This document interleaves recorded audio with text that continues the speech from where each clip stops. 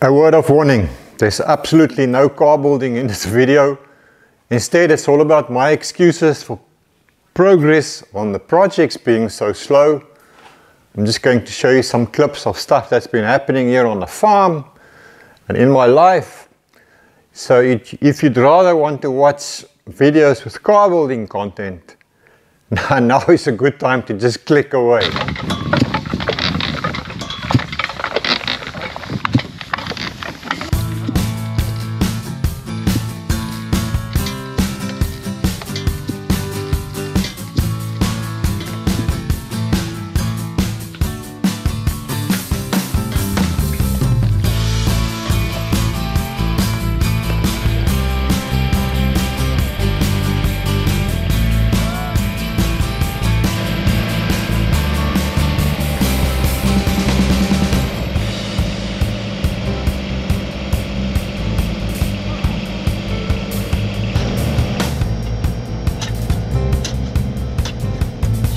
That's hard work for an old man.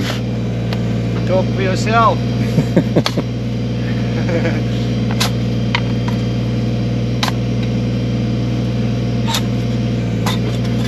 Show those youngsters how it's done, Dirk. It's only way out now. Only way out, we can't get the machine to go in further.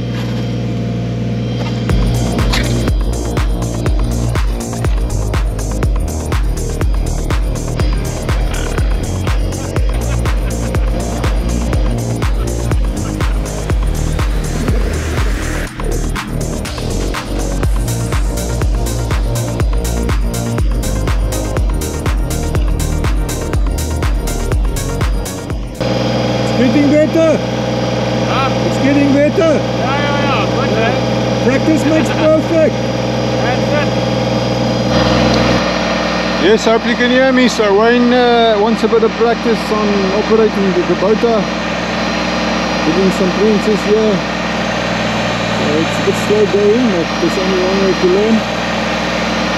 Let's give him a break as well. So that we can get this sprint finished. That goes from the pockets up there all the way down to my workshop that's in there amongst the trees.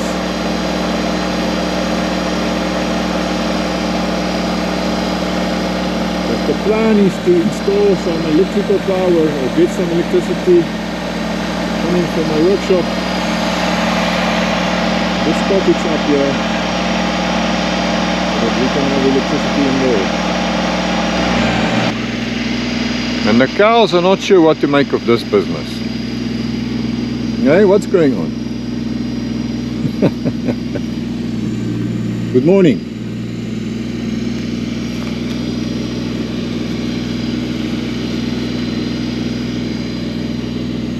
Now that's what I get for being nice to you, showing me your backside. What the hell?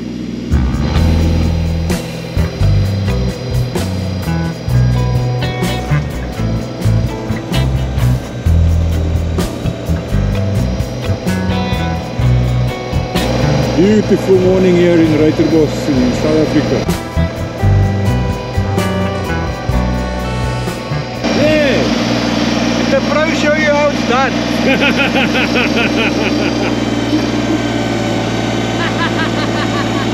Wayne's still learning! And then Dirk hanging up his washing while we're digging his trench.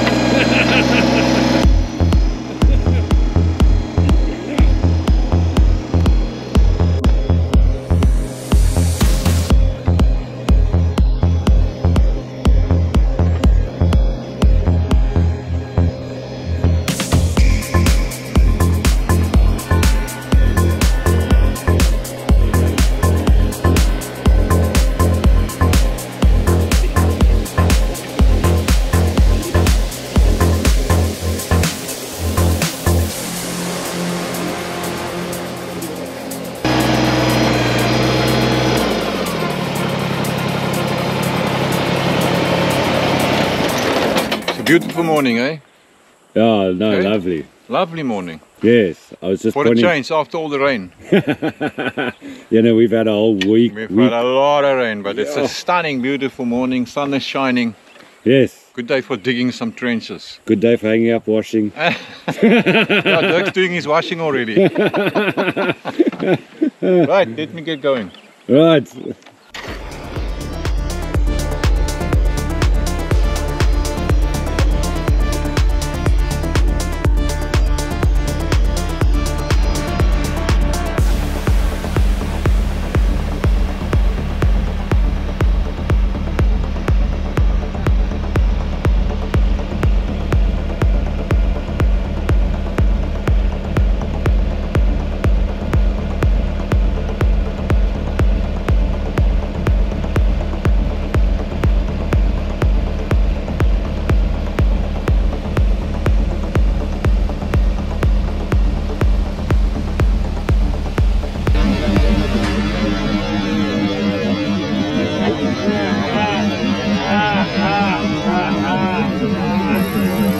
Right, so now we've got to dig across the road here so that we can get the cable to go past these cabs and then onto my shop down there amongst the trees. Better get to it.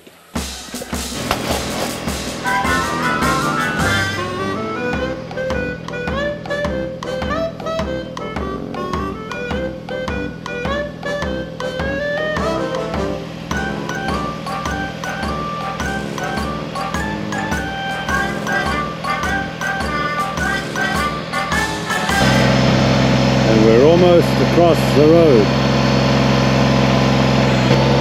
There's the workshop in the distance. We're about 50-60 meters from the workshop now. So Wayne is taking a turn. Old man Dirk is assisting there with a big axe. Okay, our cable is in. Finally. Now we can just cover it up.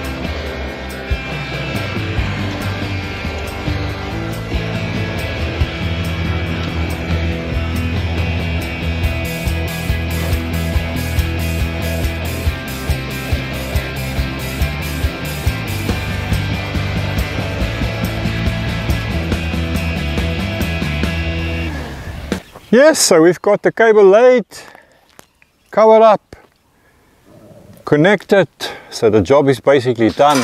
It runs from my main DB here in the shop via this box, which has got an energy meter and an isolator. Then the cable goes up into my rafters. It runs all along here, up in the roof, all along this purlin here on my porch part, and then it goes down to this box here. And then from this box here, it moves along there, disappears into the ground underneath all my junk, and goes up that way. Still got to cover this up. Shout out to my son-in-law Jason for wiring up these boxes for me. He's busy qualifying as a certified electrician. Some nice and tidy work. And it works too. Thanks, brother. Looking good. So buried now along here, heading up that way towards the road. Across the road, up into that field. Across this field and onto that cottage there on the horizon that you can barely see if you look carefully. And then finally on to this junction box right here on the wall of the cottage, from where we can take power inside now. A total distance of 180 meters which is roughly 180 yards for my imperially inclined friends. Okay, so what's the story then? Well, this cottage has been standing here on another part of the farm, pretty much empty and abandoned for quite a number of years already, and we don't really use it.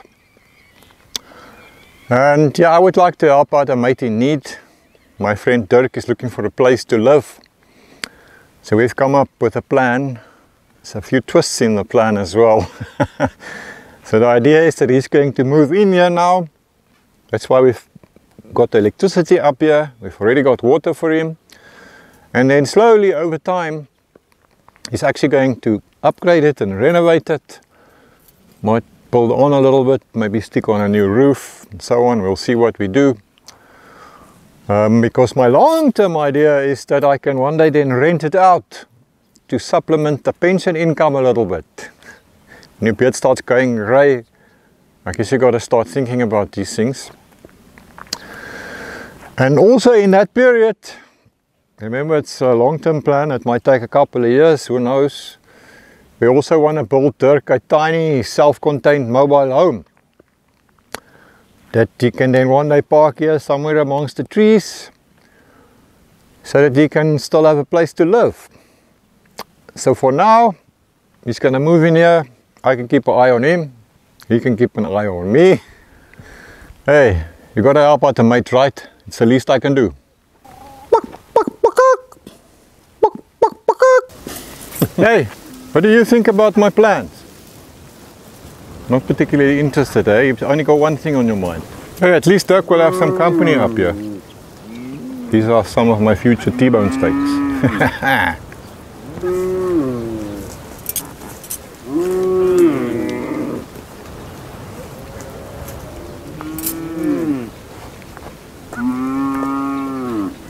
I think this one wants to inspect proceedings. I also had to go down to Cape Town for a couple of days to attend a conference. It's nothing to do with car building, just some business stuff left over from a previous lifetime. So what follows, some footage we shot of our road trip to Cape Town. Some rather impressive scenery, I think. Check it out. We were driving through the Detour Kloof on our way down to Cape Town when we saw this very unusual cloud formation. Now, kloof is the Afrikaans word for valley or ravine, so you could translate it to say Detour ravine. So we were wondering about this very unusual cloud, and then as we drove along, it turned out to be a mountain fire. Yes, the whole mountainside, the fynbos, as this kind of vegetation is known, was indeed on fire.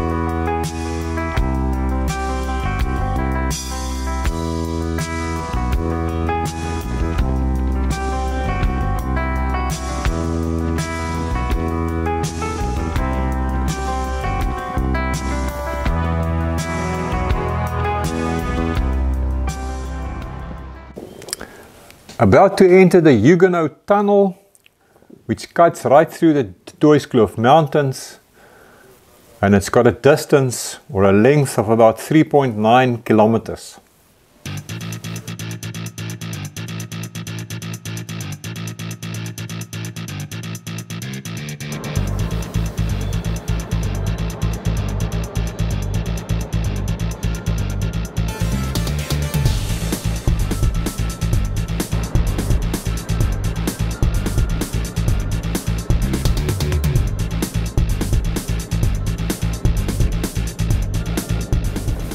Out the other side of the tunnel and on our way to a town with the name of Paul.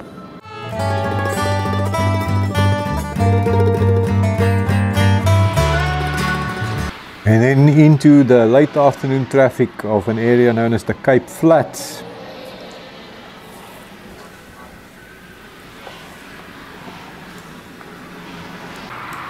I don't like traffic jams. Ugh.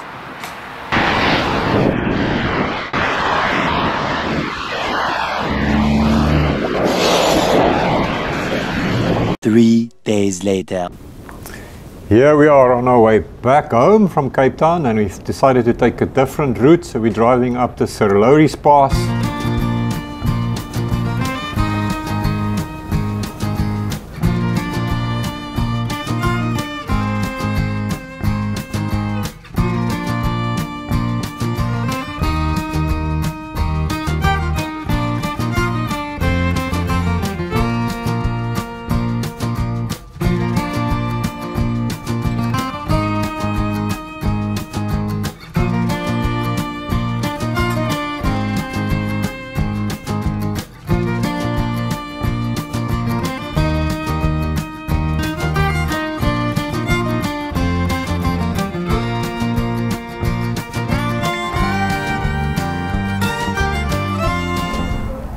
And we decided to stop at the top of the pass to have a look at the view.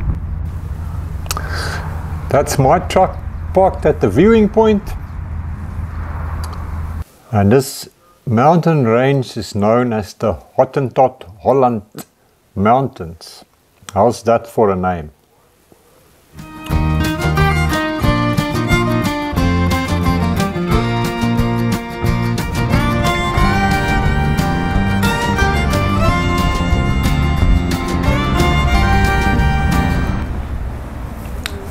So below that low-lying bank of clouds you see there, that is where the area known as the Cape Flat lies. It's actually completely built up, consisting of suburbs and industrial areas. But on a day like today you can't see it. There in the distance, that is where the Table Mountain range is.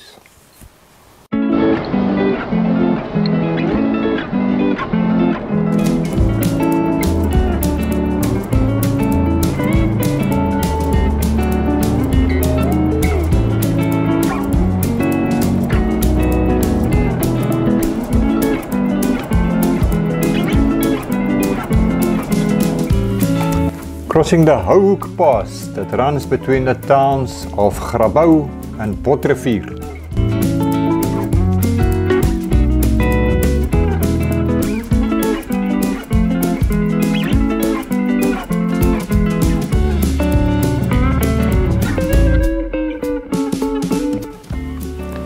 Just look at the state of my windshield. Well, at least all those squashed bugs prove that we still have some wildlife left.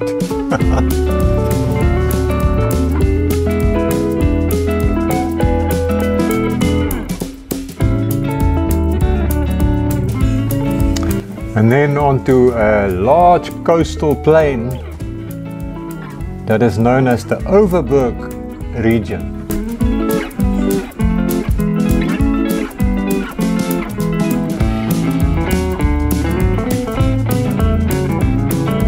Got the old lady at the wheel for a while, so I can have a break and admire the scenery.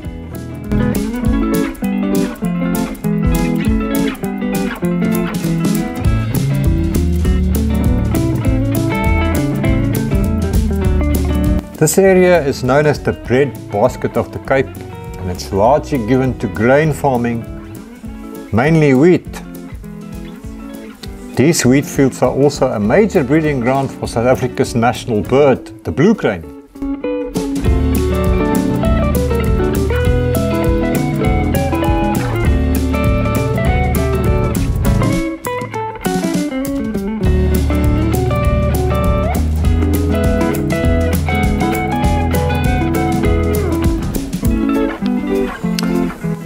This landscape is dominated by gently to moderately undulating hills, enclosed by mountains to the north and the ocean to the south.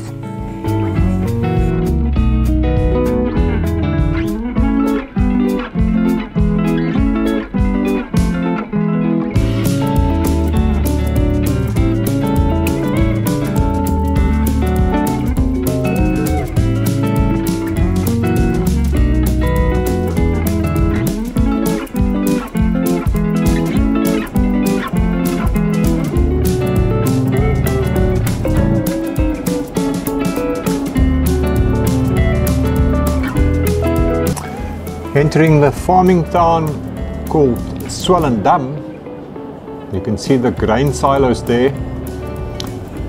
SWMBO is actually the 4th oldest town in South Africa, and already in 1743 it was declared a magisterial district.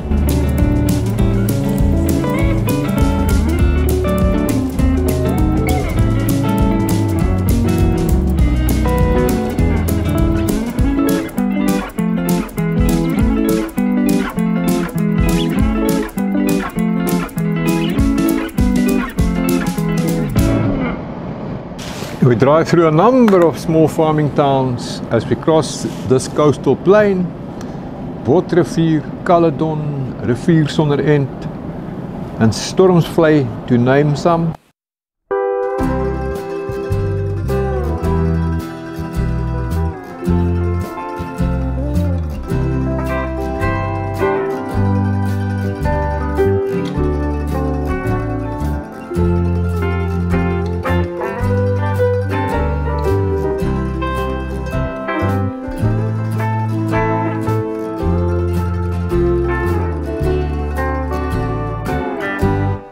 Here we are driving past the small town of Heidelberg.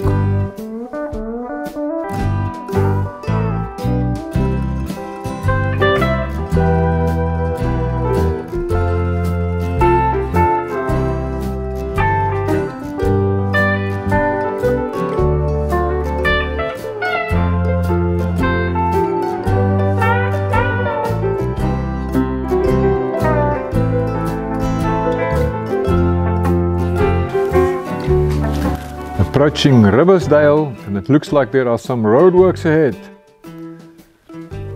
Now, this town was first proclaimed a town in 1838, so it's been around for a while.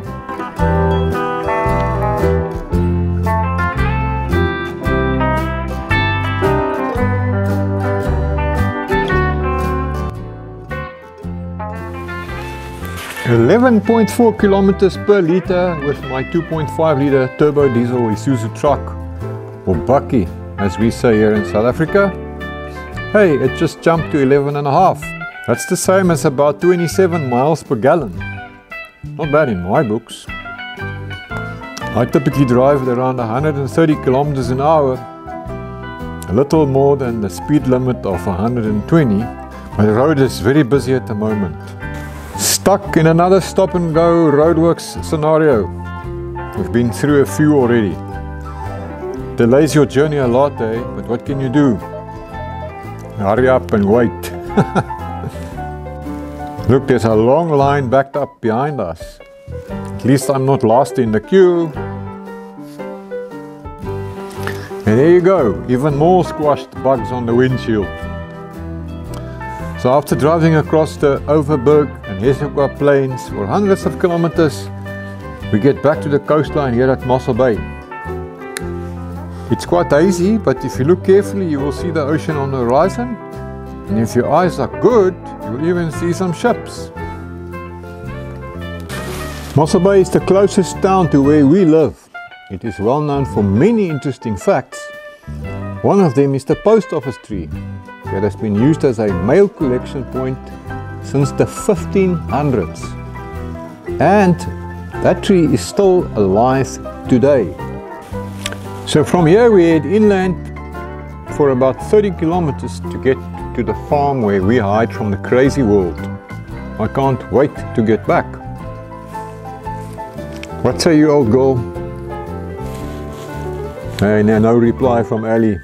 She has only one thing on her mind now. She needs to get to a loo. How's it, my brother? You gonna fill it up for me? Lekker zo, we doen zo. Avond van heel in de hand, meneer. Je zat uit beren. Can I go what? Make a picture of him sitting in the sun. Yeah, tell him, there's no work.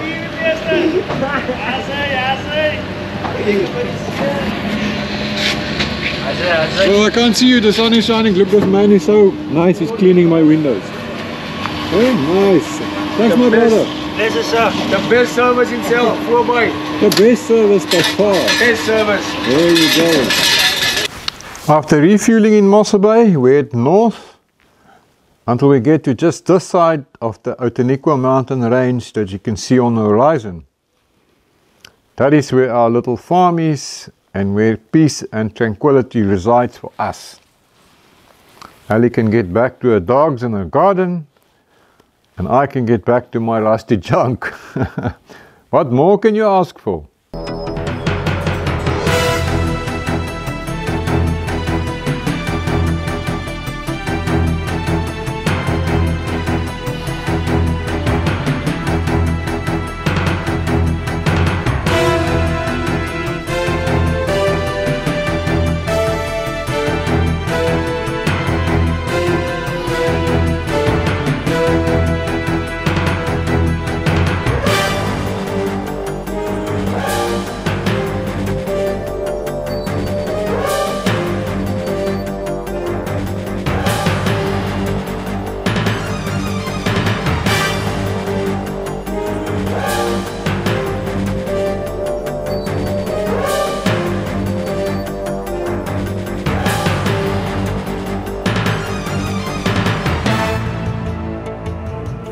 And here we turn off onto the little dirt road that takes us to our hiding place. So we made it safely back home, and I brought the box with a few goodies with me. I picked up a couple of parts from Flat 4 Racing in Cape Town. Let's see what I got here. Let me show you quickly. I've got a new steering damper for the Renault project. Some new transmission and engine mountings. I couldn't find them in my local towns. I went to all our parts places here, Midas, Goldwagen, Prima Auto Parts. They couldn't help me out. Then I thought I'd treat the old girl with something shiny as well. Check that out.